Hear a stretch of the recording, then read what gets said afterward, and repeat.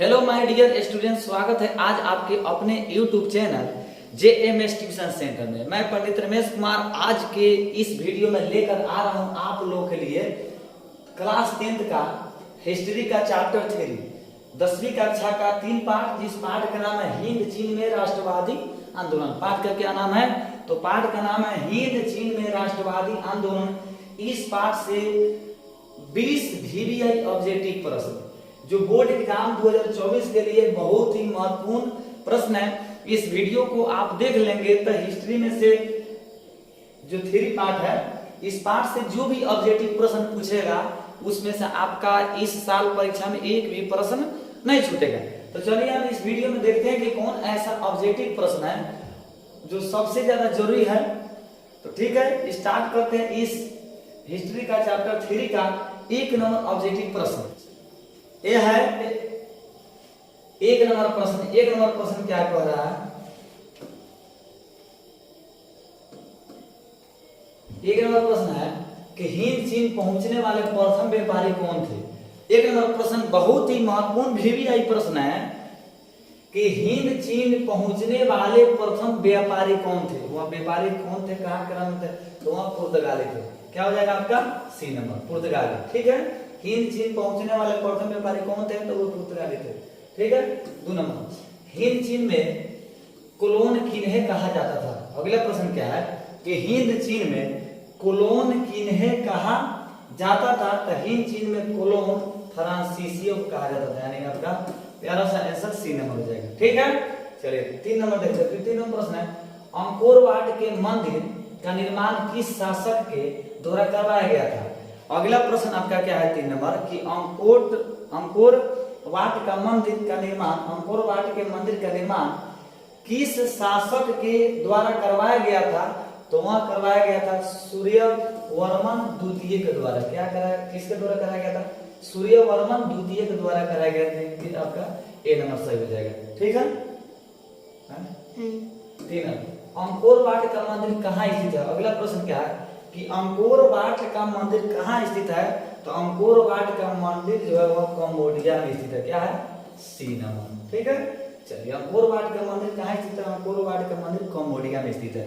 ठीक है, 4 का C नंबर। चलिए इसके बाद 5 नंबर प्रश्न देखा जाए। 5 नंबर प्रश्न है कि the history of the loss of Vietnam, the history of the loss of Vietnam किसने लिखा है। यह पुस्तक का नाम है the history of the loss of Vietnam. किसने लिखा गया है, यानी किसने लिखा था? लिखा है कौन? फान बोई चाउ ने। फान बोई चाउ ने, यानी कि 5 का आंसर C हो जाएगा। ठीक है, फान बोई चाउ। चलिए समझ पा रहे हैं। चलिए वीडियो अच्छा लगे तो लाइक करना है, चैनल को सब्सक्राइब अभी तक नहीं की तो चैनल को सब्सक्राइब करना है। 6 नंबर प्रश्न है हिंद चीन में बसने वाले फ्रांसीसी कहे जाते थे। अगला प्रश्न आपका क्या है कि हिंद चीन में, प्रश्न क्या है कि हिंद चीन में बसने वाले फ्रांसीसी कहे जाते थे, यानी क्या कहे जाते थे? तो वहां कोलोन कहे जाते थे, यानी आपका 6 का हो जाएगा, सॉरी 6 का हो जाएगा आंसर C नंबर। ठीक है, चलिए 7 नंबर प्रश्न है वियतनाम का प्रसिद्ध व्यापारी का बंदरगाह कौन था। अगला आपका प्रश्न है कि वियतनाम का प्रसिद्ध व्यापारी का बंदरगाह कौन था। वियतनाम का प्रसिद्ध व्यापारी का बंदरगाह कौन था? तो हो जाएगा आपका B नंबर आंसर फाइफो। कौन हो जाएगा? फाइफो, फाइफो नहीं, फाइफो B नंबर। ठीक है, 7 का B नंबर फाइफो। वियतनाम का प्रसिद्ध व्यापारी का बंदरगाह कौन था? तो हो जाएगा आपका 7 का B नंबर फाइफो। 8 नंबर प्रश्न है वियतनाम में रहने वाले फ्रांसीसी क्या कहलाते थे। अगला प्रश्न क्या है कि वियतनाम में रहने वाले फ्रांसीसी क्या कहलाते थे। तो यह भी कोलोन कहलाते थे, यानी कि 8 का आपका हो जाएगा B नंबर। ठीक है, चलिए 9 नंबर प्रश्न है एकीकृत वियतनाम की स्थापना किस वर्ष हुई। 9 नंबर प्रश्न आपका क्या है कि एकीकृत वियतनाम की स्थापना किस वर्ष हुई। एकीकृत वियतनाम की स्थापना किस वर्ष हुई। तो हो जाएगा आपका 9 का D नंबर 1975 इसमें 9 का D 1975। 10 नंबर प्रश्न है वियतनाम युद्ध की समाप्ति किस अमेरिकी राष्ट्रपति के समय में हुई। अगला आपका प्रश्न है कि वियतनाम युद्ध की समाप्ति किस अमेरिकी राष्ट्रपति के समय में हुई, यानी कि जिस समय वियतनाम के युद्ध की समाप्ति हुई उस समय अमेरिका के राष्ट्रपति कौन थे? तो वह आपका हो जाएगा, चलिए ए में दिया जॉर्ज वाशिंगटन, बी में दिया जॉर्ज बुश, सी में दिया FD रूजवेल्ट और डी में दिया R निक्सन। तो यही आपका हो जाएगा आंसर, यानी कि 10 का आपका बहुत ही बढ़िया आंसर हो जाएगा डी नंबर R निक्सन, यानी कि 10 का आपका हो जाएगा डी नंबर। ठीक है, चलिए 11वां प्रश्न है, वियतनाम राष्ट्रवादी दल नाम संगठन कब कायम हुआ? अगला आपका प्रश्न क्या है? तो अगला प्रश्न क्या है, वियतनाम राष्ट्रवादी दल नाम संगठन कब कायम हुआ? वियतनाम राष्ट्रवादी दल नाम का जो संगठन था वह कब कायम हुआ, कब हुआ?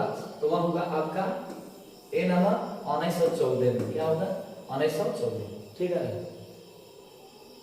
12वां प्रश्न है, वियतनाम लोकतांत्रिक गणराज्य की स्थापना किस वर्ष हुई? नेक्स्ट आपका प्रश्न क्या है कि वियतनाम लोकतांत्रिक गणराज्य की स्थापना किस वर्ष हुई थी? वियतनाम लोकतांत्रिक गणराज्य की स्थापना किस वर्ष हुई थी? तो 12 का आंसर आपका हो जाएगा डी नंबर 1945 में। क्या हो जाएगा? डी 1945। चलिए 13वां प्रश्न, हुआ आंदोलन किस प्रकृति का था? अगला आपका प्रश्न क्या है? महत्वपूर्ण प्रश्न है, समझिए। ये जितना भी प्रश्न है इस पार्ट से जो भी वीडियो में आप देख रहे हैं, समझिए कि कोई प्रश्न किसी भी प्रश्न से कम नहीं है। इस प्रश्न को आप एक बार याद कर लेंगे तो समझिए कि आपका इसमें फुल नंबर मिल जाएगा। वहाँ आंदोलन किस प्रकृति का था? तो वहाँ आंदोलन जो था वह क्रांतिकारी धार्मिक आंदोलन था, यानी कि आपका ये नंबर हो जाएगा। 14वां प्रश्न है, वियतनाम में टोकिन फ्री स्कूल की स्थापना कब हुई थी? अगला आपका प्रश्न क्या है कि वियतनाम में टोकिन फ्री स्कूल की स्थापना कब हुई थी? तो वियतनाम में टोकिन फ्री स्कूल की स्थापना 1907 ईस्वी में हुई थी। कब? 1907 ईस्वी, यानी कि ए नंबर 14 का ए। 15 नंबर, हनोई समझौता कब हुआ था? अगला आपका प्रश्न क्या है कि हनोई समझौता कब हुआ था? हनोई समझौता कब हुआ था? तो हनोई समझौता 6 मार्च 1946 को हुआ था। क्या हो जाएगा? सी नंबर 6 मार्च 1946। ठीक है, चलिए 17वां प्रश्न है, नरोत्तम सिन्हा नुक कहाँ के शासनाध्यक्ष थे? कहाँ के? 16 का प्रश्न का आपका उत्तर हो जाएगा डी नंबर कंबोडिया के। नरोत्तम सिन्हा नुक कहाँ के शासनाध्यक्ष थे? तो वहां थे कंबोडिया के। 16 का हो जाएगा आपका डी नंबर।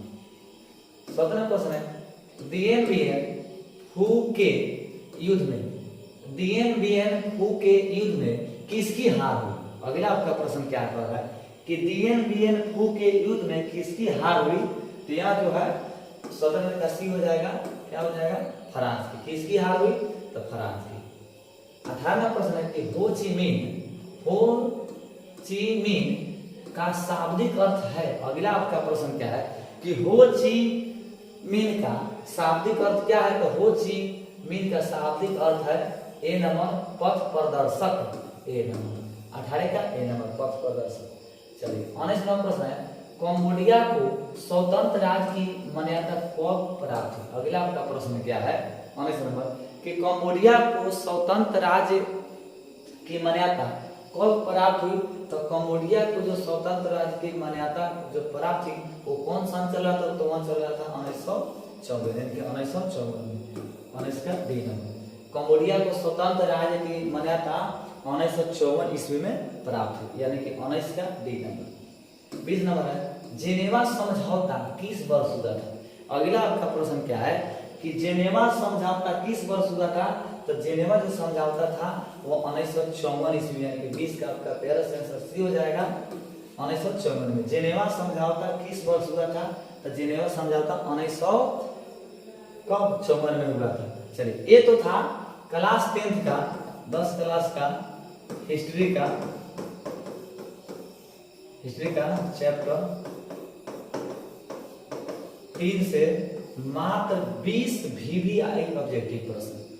कितना था? 20। चलिए इस कमेंट में आपको बताना है कि आपका 20 में कितना सही हुआ। अपना विचार कमेंट बॉक्स में अवश्य बताना है। ठीक है, वीडियो अच्छा लगे तो लाइक करना है, शेयर करना है अपने दोस्तों के पास। चैनल को अभी तक सब्सक्राइब नहीं किए हैं तो चैनल को सब्सक्राइब भी कर लेना है। इस वीडियो के बाद मिलेंगे फिर एक अगले अच्छे वीडियो के साथ, जबरदस्त वीडियो के साथ। तब तक के लिए जय हिंद, जय भारत।